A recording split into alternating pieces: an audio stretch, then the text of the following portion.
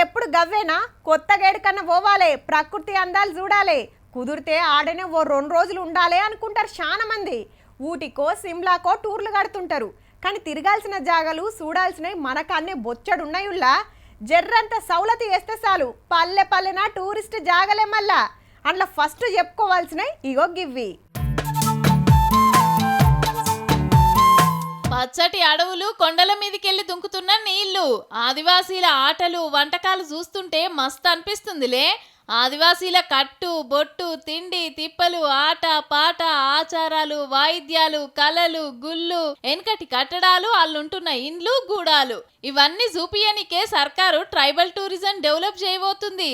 ఆదివాసీ బిడ్డలు చేసుకునే పండుగలు, దండారి, పెర్సెపేన్ ఉత్సవాలు అందరికి ఎరకాయ తట్టి ఏసుడే కాదు, సిరికొండ, ఇంద్రవెల్లి, ఉట్నూరు మండలాలు మంచిగా షింగారిచ్చి వచ్చిన చుట్టాలు ఔరా అనే తట్టు చేస్తారట.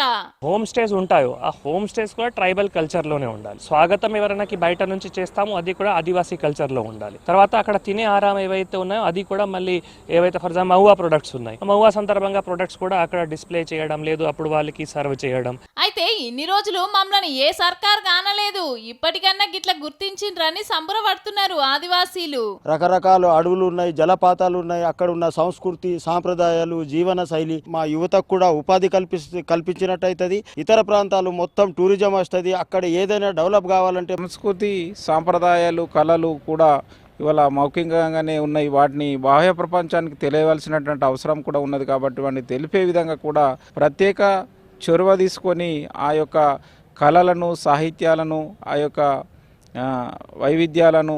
ఆదిలాబాద్ అంటేనే ప్రకృతి అందాలకు పెట్టింది పేరు. ట్రైబల్ టూరిజం పేరు మీద సౌలతులు చేసి గూడాలే డెవలప్ చేస్తే టూరిస్టులు పెరుగుతారు, చుట్టుముట్టు దుఃఖాలు పడతాయి. వీళ్ళకింత ఆందాని వచ్చిన చుట్టాలు సుత 4 రోజులుండి నిమ్మల పడిపోతారు. అటు ఆళ్లకు ఇటు టూరిస్టులకు అందరికి ఫాయిదా మళ్ళా.